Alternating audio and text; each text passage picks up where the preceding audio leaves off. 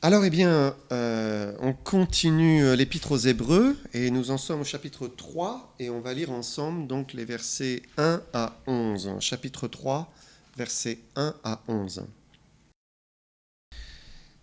C'est pourquoi, frères saints qui avaient part à la vocation céleste, considérez l'apôtre et le souverain sacrificateur de la foi que nous professons, Jésus, qui a été fidèle à celui qui l'a établi, comme le fut Moïse dans toute sa maison, car il a été jugé digne d'une gloire supérieure à celle de Moïse, car il a été jugé digne d'une gloire d'autant supérieure à celle de Moïse que celui qui a construit une maison a plus d'honneur que la maison même. Chaque maison est construite par quelqu'un, mais celui qui a construit toute chose, c'est Dieu. Pour Moïse, il a été fidèle dans toute la maison de Dieu comme serviteur, pour rendre témoignage de ce qui devait être annoncé. Mais Christ l'est comme fils sur sa maison, et sa maison, c'est nous, pourvu que nous retenions fermement jusqu'à la fin la confiance et l'espérance dont nous nous glorifions. C'est pourquoi, selon ce que dit le Saint-Esprit, aujourd'hui, si vous entendez sa voix, n'endurcissez pas vos cœurs comme lors de la révolte, au jour de la tentation dans le désert, où vos pères me tentèrent pour m'éprouver, et ils virent mes œuvres pendant 40 ans. Aussi je fus irrité contre cette génération, et je dis, ils ont toujours un cœur qui s'égare, ils n'ont pas connu mes voies. Je jurai donc dans ma colère, ils n'entreront pas dans mon repos. Voilà. Donc, le chapitre 3, on ne l'a pas terminé, mais on peut dire qu'il est séparé en deux parties. Hein. La première partie, nous invite à lever de nouveau les yeux vers Jésus. Donc, il est parlé de Christ, notre apôtre, notre souverain sacrificateur. Et puis, dans la deuxième partie, à partir du verset 7, là, l'auteur met en garde contre les cœurs qui sont endurcis, qui sont incrédules. Alors, on va relire d'abord le tout début, versets 1 et 2. C'est pourquoi, frères saints, qui avaient part à la vocation céleste, considérez l'apôtre et le souverain sacrificateur de la foi que nous professons, Jésus, qui a été fidèle à celui qui l'a établi, comme le fut Moïse dans toute sa maison. Donc on lève les yeux vers Jésus-Christ et on considère l'apôtre et le souverain sacrificateur qu'il est. Alors il est d'abord souverain sacrificateur, selon l'ordre donc de Melchisédek, comme Aaron a été souverain sacrificateur. Et puis, il est souverain sacrificateur parce qu'il se charge de nos péchés, parce qu'il fait l'expiation de nos péchés. Mais il dit aussi qu'il est apôtre comme le fut Moïse.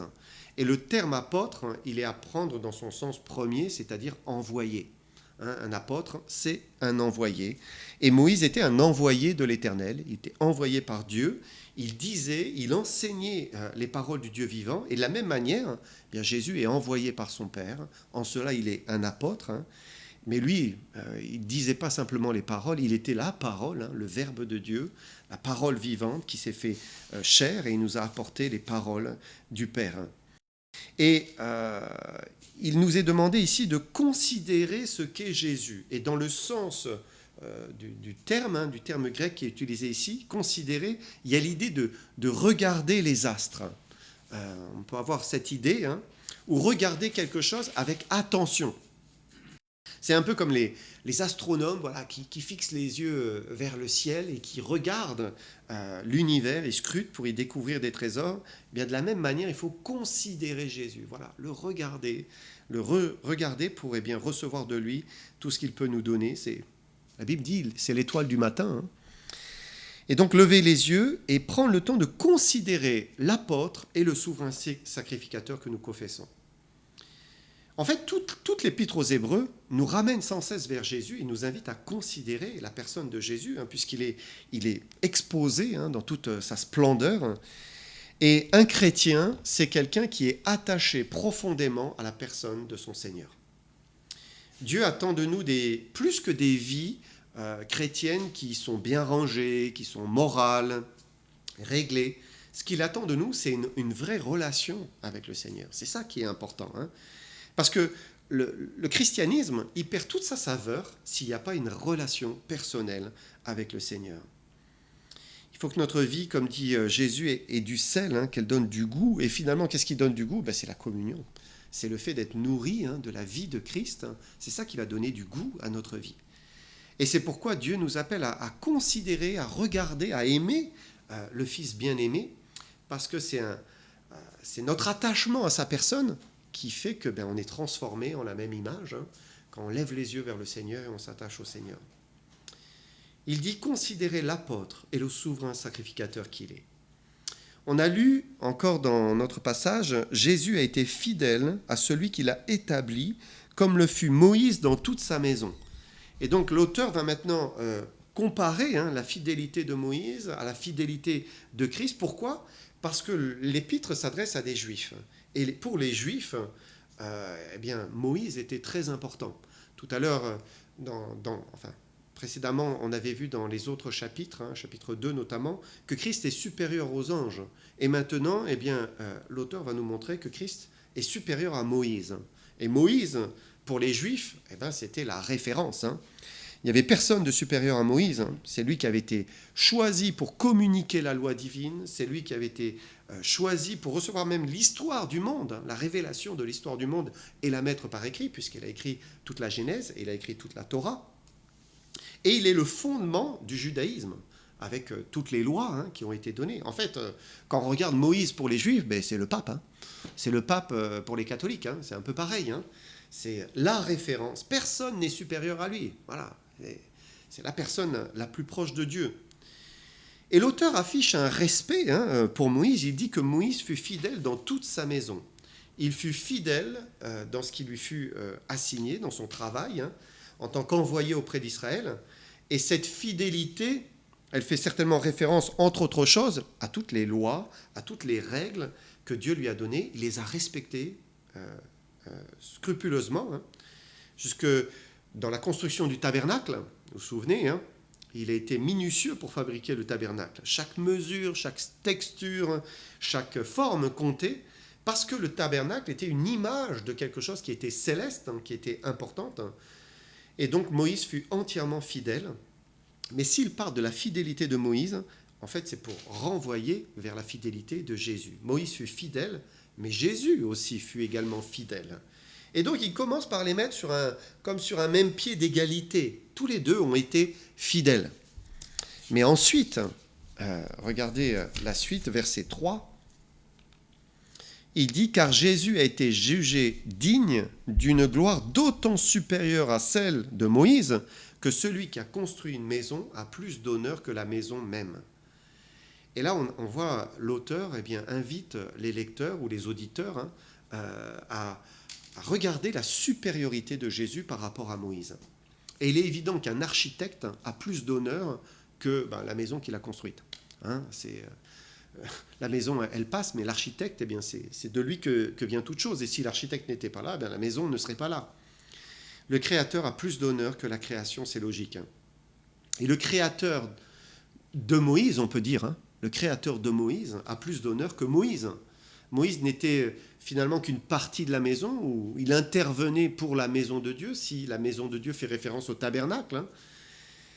Mais Moïse n'était qu'une pierre dans l'édifice de ce que Dieu était en train de faire dans l'ancienne alliance. Mais Christ est Dieu. Et donc il est nettement supérieur à Moïse. Verset 4, nous lisons « Chaque maison est construite par quelqu'un, mais celui qui a construit toute chose, c'est Dieu. » Et donc c'est Dieu qui est le bâtisseur, le constructeur de toute chose, il est le créateur. Et Dieu, c'est à la fois le Père, c'est à la fois le Fils. C'est pourquoi on lit encore ailleurs, car en Jésus ont été créées toutes les choses qui sont dans les cieux et sur la terre. Donc Jésus est le créateur, il a fait toutes choses, et Jésus est nettement supérieur évidemment à Moïse, bien plus élevé que Moïse, puisqu'il est le créateur de la maison. Maintenant on peut se demander de quelle maison s'agit-il, versets 5 et 6. Pour Moïse, il a été fidèle dans toute la maison de Dieu comme serviteur pour rendre témoignage à ce qui devait être annoncé. Mais Christ l'est comme fils sur sa maison, et sa maison, c'est nous. Donc Moïse n'était qu'un serviteur dans le plan de Dieu pour participer à la construction de la maison de Dieu. Alors la maison de Dieu, on peut imaginer Israël, et Moïse intervenant en Israël. Mais la maison de Dieu, à l'époque, à leur époque, c'était pour eux le lieu où Dieu résidait. Et donc, c'était le tabernacle. C'est là où Dieu avait décidé d'habiter. C'était le Saint des Saints. Et il y avait la Shekinah, la présence de Dieu qui était là. Et Moïse a proclamé tout ce qu'il fallait dire d'une manière fidèle. Ça a été un leader, un conducteur qui a conduit tout le peuple à adorer Dieu qui venait habiter au milieu de son peuple. Tandis que Christ est fidèle, lui, en tant que fils sur sa maison. C'est ce qu'il dit. Et Christ, depuis 2000 ans, il est en train de bâtir sa maison, puisque sa maison, c'est le corps, c'est l'Église. C'est ça qui est sa maison. Et de même que le tabernacle était la maison de Dieu où Dieu habitait, de même l'Église est la maison de Christ, où Christ habite. Nous sommes sa maison. Christ habitant dans nos cœurs. Sa maison, c'est nous, comme il dit ici. Et là où 2 ou 3 sont assemblés, Christ est là. Il est au milieu de nous. On peut lire la fin du verset 6. Et il dit « Pourvu que nous retenions fermement jusqu'à la fin la confiance et l'espérance dont nous nous glorifions. » Et là, ça fait un peu peur. C'est de nouveau un appel qui est donné, un avertissement à ceux qui étaient partagés dans leur cœur. Et je le rappelle, l'auteur de l'épître vise toujours ces personnes qui ont manifestement fait un pas vers la foi chrétienne, vers les chrétiens, mais en même temps qui étaient peut-être encore tiraillés par leur judaïsme et leur tradition de l'ancienne alliance, et qui n'avaient pas réellement choisi Christ pour leur sauveur personnel, d'une manière limpide, claire. Non, ils étaient partagés, assis entre 2 chaises. Et c'est pour cela que l'auteur de l'Épître aux Hébreux revient ponctuellement, tout au long de l'Épître, sans cesse, il revient, attention, attention, et là, c'est ce qu'il dit, pourvu que nous retenions fermement jusqu'à la fin la confiance et l'espérance dont nous nous glorifions. Et il faut bien comprendre que les enfants de Dieu, quand nous sommes nés de nouveau, nous sommes sauvés, nous lui appartenons, nous sommes gardés, non par notre propre force, non par notre propre volonté ou notre persévérance même, ou nos œuvres, mais nous sommes gardés par Christ. Quand nous lui appartenons, nous sommes gardés par Christ. Et soit on a le Fils, soit on n'a pas le Fils. Soit on a la vie, soit on n'a pas la vie. Soit on est dans sa main, soit on n'est pas dans sa main. Soit nous sommes sauvés en sécurité, et soit nous ne le sommes pas. Et le salut ne dépend pas de notre capacité personnelle à retenir fermement par nos propres forces la confiance et l'espérance en Christ. Si c'était le cas, alors le salut ne reposerait plus sur Christ, il reposerait sur moi, sur nous, sur notre capacité, sur notre persévérance à nous sauver nous-mêmes finalement. Mais l'auteur s'adresse à ceux qui étaient à la porte, ils étaient peut-être pas loin de la porte du salut, mais ils n'avaient pas fait un choix franc. Alors il leur dit, attention, pourvu que vous reteniez la confiance et l'espérance dont nous nous glorifions. C'est confirmé par d'autres textes. Alors on ne va pas prendre tous les textes sur l'assurance du salut, mais par exemple un texte de l'épître de Pierre, regardez ce qu'il dit. Il dit, à vous qui, par la puissance de Dieu, c'est la puissance de Dieu, êtes gardés par la foi pour le salut, prêt à être révélé dans les derniers temps. Donc il dit que c'est la puissance de Dieu qui nous garde par la foi pour le salut. C'est lui qui nous tient. C'est lui qui nous tient, et ce n'est pas nous qui tenons le Seigneur. Je le tiens et je suis en sécurité. Non, il me tient et je suis en sécurité. C'est ça. Et le terme grec traduit par garder ici, c'est phroureo. Et phroureo, ça veut dire retenir prisonnier. Retenir prisonnier, c'est comme être enfermé. Et nous sommes gardés, nous sommes retenus prisonniers par Dieu pour le salut, prêt à être révélé dans les derniers temps. Pourquoi ? Parce que nous avons cru. Et nous avons saisi Christ. Et donc, nous avons passé la porte, Jésus. Et du coup, nous sommes gardés en sécurité. Gardés une fois pour toutes. Mais quand on n'a pas franchement saisi le pardon en Jésus-Christ, quand le cœur est encore partagé, hésitant, prêt à faire demi-tour, tout comme certains de ces Hébreux pouvaient l'être, partagés entre judaïsme, christianisme, qu'est-ce que je fais, est-ce que j'avance, je recule, alors à cela, attention, il faut prendre garde, parce que si on ne retient pas ce que l'on reçoit, ce que l'on possède en Jésus-Christ, on finit par tout perdre. Je vous rappelle ce verset qui dit « Quand on donnera à celui qui a, il sera dans l'abondance. Mais à celui qui n'a pas, on ôtera même ce qu'il a. » Donc si on ne prend pas pour soi et recevoir réellement, eh bien on finit par tout perdre. Et l'homme qui goûte aux choses de Dieu, un peu plus tard il en parlera au chapitre 6, l'idée de goûter, goûter aux choses de Dieu, et qui s'en détourne, eh bien il finit par passer à côté du salut. Et puis, même l'Épître aux Hébreux va dire, il va fouler même aux pieds le sang de Christ, par lequel il a l'unique moyen de salut. C'est comme quelqu'un qui est en train de se noyer en mer, un bateau peut venir s'approcher de lui, il ne suffit pas de toucher la coque pour dire mais tout va bien, ça va, je suis en sécurité. Non, il faut saisir l'échelle et monter pour être en sécurité. C'est la même chose. Il faut entrer dans le navire, il faut entrer dans l'arche qu'est Jésus-Christ pour être sauvé. Goûter, ça ne suffit pas, il faut avaler. Il faut avaler. Sinon, on est emporté loin du salut. Dans l'épître écrite par les Romains, Paul s'adresse à des enfants de Dieu. Et c'est intéressant parce qu'au chapitre 8, il prononce une parole, pourtant il est en train d'écrire à des enfants de Dieu, et regardez ce qu'il va dire. Il va dire, « Pour vous, vous ne vivez pas selon la chair, mais selon l'esprit, si du moins l'esprit de Dieu habite en vous. Si quelqu'un n'a pas l'esprit de Christ, il ne lui appartient pas. » Et Paul ensuite continue son raisonnement, il continue à s'adresser à des chrétiens, mais ce verset-là ne s'adresse pas à des personnes qui sont nées de nouveau. Ce ne sont pas pour des chrétiens.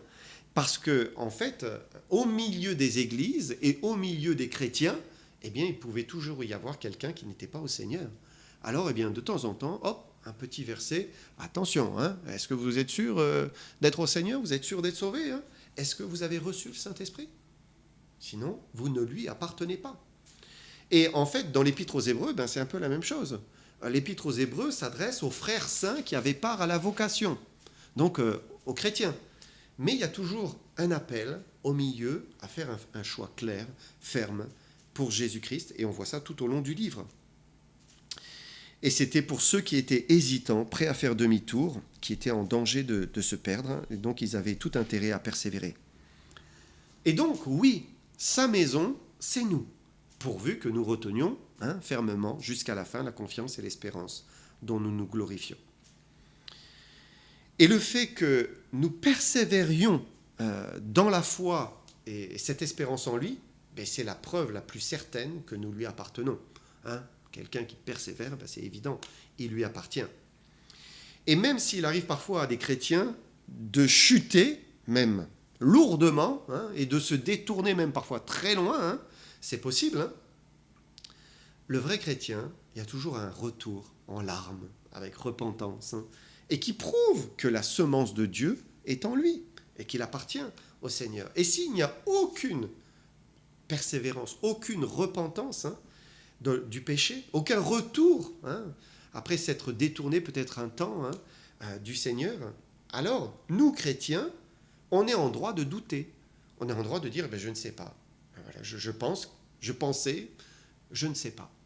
Et finalement, c'est le retour vers Dieu qui dit, oui, bien sûr, il l'était, je le savais, mais voilà, j'ai eu un moment de doute parce qu'il s'est éloigné lourdement du Seigneur. L'enfant de Dieu revient toujours à son Père. Et s'il ne revient pas à son Père, c'est son Père qui le reprendra. Ça arrive aussi parfois. Parfois il y a un jugement, et Dieu reprend la vie d'une personne parce que cette personne a décidé de ne plus marcher avec le Seigneur alors qu'elle est au Seigneur. Et Dieu dit stop, maintenant, et il la reprend. On en a des exemples dans les Écritures. Dieu va donc mettre à l'épreuve la foi de ses lecteurs, des lecteurs de cette lettre.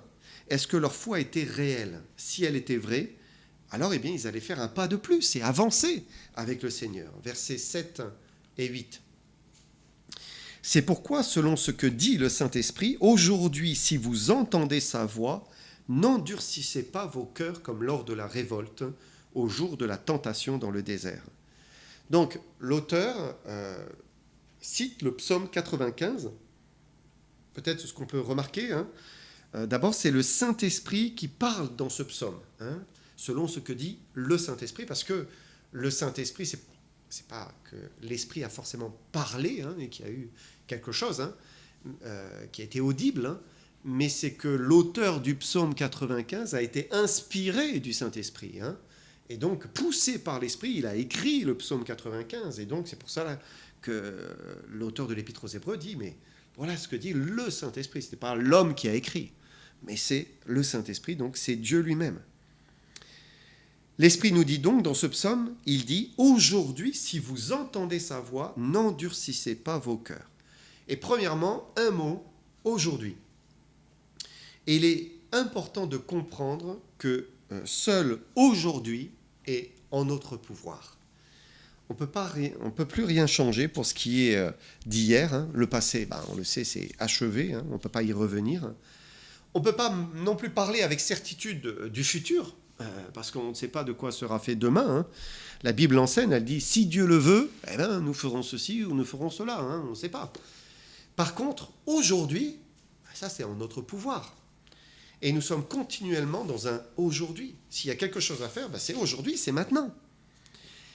On ne devrait pas se plaindre du passé, hein, en regrettant ce que l'on a raté. On ne devrait pas se plaindre du futur en se disant « mais c'est au-delà de mes forces, je ne vais jamais y arriver, c'est impossible ». Mais on doit seulement s'occuper de maintenant, aujourd'hui. À chaque jour suffit sa peine. Simplement, choisir de faire ce qui est bien, ce qui est la volonté de Dieu. Ça, c'est ce qu'il nous demande aujourd'hui. Et l'exhortation, elle nous concerne aussi. Elle était valable pour ces Hébreux qui étaient indécis devant l'évangile de Christ, mais elle est valable aussi pour nous. Parce que l'endurcissement vis-à-vis du Seigneur est une menace dangereuse pour tous les hommes, en fait. L'endurcissement, c'est valable pour tous les hommes. Alors il dit, mais aujourd'hui, si vous entendez sa voix, n'endurcissez pas vos cœurs. Hein. Aujourd'hui, Dieu nous parle. Aujourd'hui, il nous dit quelque chose. Aujourd'hui, il fait entendre sa voix. Et chaque jour, Dieu a quelque chose à nous dire. Alors, qu'est-ce que Dieu veut nous dire? Est-ce qu'on veut l'écouter? Parce que Dieu peut parler. Il peut nous parler personnellement, par les Écritures, par sa parole, par un message, par une exhortation fraternelle. Mais si on ne veut pas l'écouter, il parle en vain. Il parle en vain. Et il faut faire certainement une différence entre entendre et écouter. Si on l'entend, il faut prêter l'oreille et vraiment écouter ce qu'il a à nous dire et accepter sa parole, l'appliquer à notre vie. Et c'est très important parce que c'est l'application de ce que nous comprenons, nous entendons aujourd'hui qui détermine demain, en fait. C'est ça qui va changer le demain. Nous ne serons plus le même demain si aujourd'hui nous faisons ce que Dieu nous dit. Et Dieu nous dit, si vous entendez sa voix, n'endurcissez pas vos cœurs. Quelqu'un a dit, rien n'endurcit le cœur comme d'ajourner l'obéissance. Rien n'endurcit le cœur comme d'ajourner l'obéissance. Et ça, c'est une vérité. Hein. Si nous n'avons pas un cœur qui est docile, qui est prêt à obéir, prêt à se courber pour faire ce qu'il demande maintenant, aujourd'hui, dès que nous l'entendons, alors, on prend forcément une voie opposée et on s'endurcit. C'est l'endurcissement. Celui qui n'obéit pas, il s'endurcit. Et c'est toujours pareil. C'est l'histoire de Pharaon. Vous vous souvenez, Pharaon dans l'Ancien Testament, à chaque refus de faire ce que Dieu lui disait par Moïse, à chaque fois, Dieu lui donnait une occasion de bien faire, hein, de faire sa volonté. Pharaon refusait. Et on lit, les 6 premières fois, Pharaon s'endurcit. Pharaon s'endurcit. Et encore. Parce que sa désobéissance volontaire l'endurcissait petit à petit. Il était entièrement responsable de son endurcissement, jusqu'à ce que Dieu décide de l'endurcir. Et on voit que les 6 fois suivantes, c'est Dieu qui l'endurcit. Mais cette fois, c'est un jugement. C'est parce qu'il n'a pas voulu faire ce que Dieu lui disait au départ. Et il lui a répété encore et encore, mais il ne voulait pas. Il a fini par être endurci par Dieu, mais c'était un jugement. Mais avant d'en arriver là, Pharaon avait largement le temps de faire demi-tour, hein, de s'arrêter. Chaque fois qu'il entendait sa voix, il aurait pu ne pas endurcir son cœur et décider d'obéir, tout simplement. Parce que c'est l'obéissance qui met un terme à l'endurcissement. L'obéissance arrête l'endurcissement. Dès que on veut faire ce que Dieu nous demande, on met en pratique ce que Dieu nous demande, alors eh bien, on retrouve un cœur qui s'assouplit, qui devient petit, malléable entre ses mains. Et il faut retenir ça. L'obéissance met un terme à l'endurcissement. Alors que si on repousse à demain l'obéissance, eh bien, on s'endurcit. Et plus on s'endurcit, plus on a du mal à faire ce qui est bien. C'est pour cela que Dieu dit, aujourd'hui, si vous entendez sa voix, n'endurcissez pas vos cœurs. Alors l'exemple qui nous est donné, c'est celui d'Israël dans le désert, parce que c'est là que le peuple, à peine sorti d'Égypte, n'a pas voulu écouter la voix de Dieu. Regardez versets 8 à 11. N'endurcissez pas vos cœurs comme lors de la révolte, au jour de la tentation dans le désert, où vos pères me tentèrent pour m'éprouver, et ils virent mes œuvres. Pendant 40 ans, aussi je fus irrité contre cette génération. Et je dis, ils ont toujours un cœur qui s'égare, ils n'ont pas connu mes voies. Je jurai donc dans ma colère, ils n'entreront pas dans mon repos. Dieu avait dit qu'il pouvait entrer dans le bon pays de Canaan. C'était le lieu du repos. Dieu allait livrer entre leurs mains leurs ennemis, mais non, ils n'ont pas voulu recevoir, écouter. Ils ont entendu, mais ils n'ont pas reçu la parole de Dieu, ils n'ont pas accepté. C'était à Kadès Barnéa. Alors certes, il y avait des géants qui étaient devant. C'était waouh, comment on va réussir à faire cette conquête qui serait difficile. Mais Dieu leur avait dit, je serai avec vous, je vous donnerai la victoire, mais ils n'ont pas voulu saisir et croire en sa parole.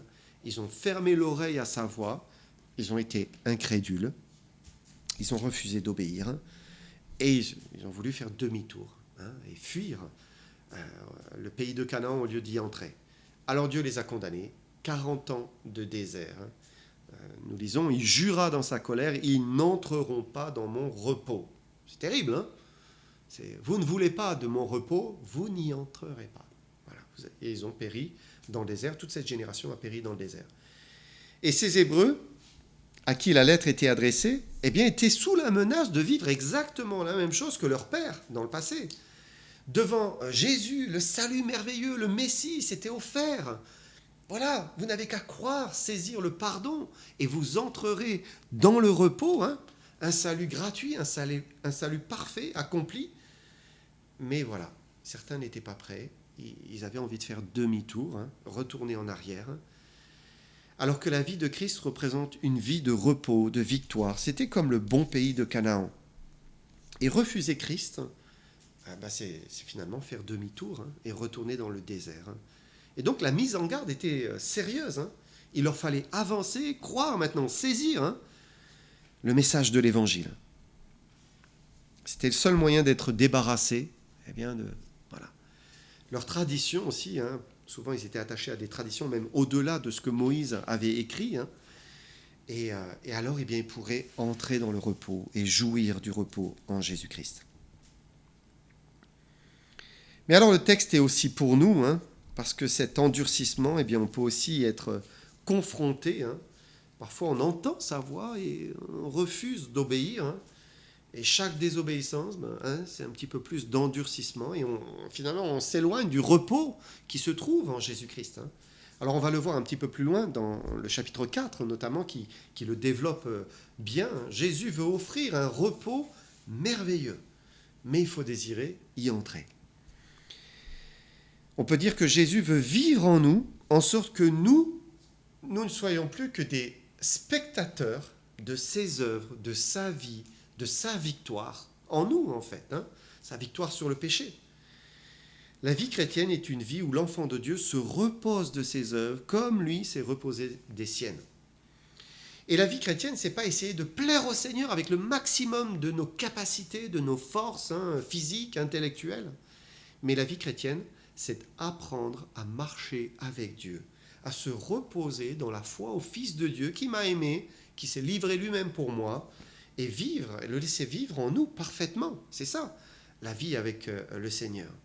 Dieu veut prendre les commandes de notre vie et vivre par son esprit et nous faire entrer dans des œuvres préparées d'avance. Ces œuvres préparées d'avance, en sorte que c'est un repos, parce que c'est lui qui vit. mais c'est un repos qui est actif. Donc on dépend de lui et on entre dans ses œuvres. Et pour entrer en Canaan, connaître ce repos, il faut simplement entendre sa voix, l'écouter et lui obéir. Tout de suite, maintenant, aujourd'hui, le Seigneur me dit, j'obéis. Et si je n'arrive pas à obéir, je dis, Seigneur, j'ai du mal, je sais que tu veux cela, j'ai du mal. Je te demande de m'aider, produis en moi le vouloir et le faire. Conduis-moi vers l'obéissance. Parfois, on a du mal, hein, il nous demande quelque chose, et c'est difficile, hein, mais on peut dire, Seigneur, je veux au fond de moi, mais je n'ai pas le pouvoir de le faire. Mais toi, change mon cœur et rends-moi obéissant. Et alors, Dieu pourra agir et nous transformer. Et l'épître aux Hébreux est justement une exhortation à ne pas faire comme les Juifs. Hein, on fait dans le désert, hein, mais à choisir franchement le Seigneur Jésus-Christ pour lui obéir par la foi et jouir de son repos. Voilà, on verra la suite et la fin du chapitre 3 la semaine prochaine. Que le Seigneur soit avec vous.